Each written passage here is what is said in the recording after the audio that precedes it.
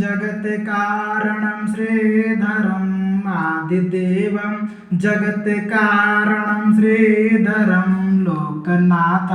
विभुं व्यापकं शङ्करं सर्वभक्तिष्टदं मुक्तिदं माधवं सर्वभक्तिष्टदं मुक्तिदं माधवं सत्यनारायणं विष्णुमीशं भजे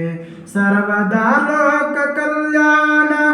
पारायणं देवगोपी प्रवक्षात् सद्विग्रहं दीनहीनात्मभक्ताश्रयं सुन्दरं दीनहीनात्मभक्ताश्रयं सुन्दरं सत्यनारायणं विष्णुमीशं भजे दक्षिणे यस्य गंगा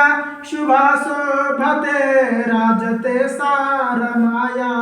सभा में सदा या प्रसन्ना ननो भाति भव्याचतं या प्रसन्ना ननो भाति भव्याततं सत्यनारायणं विष्णुमीशं भजे सत्यनारायणं विष्णुमीशं भजे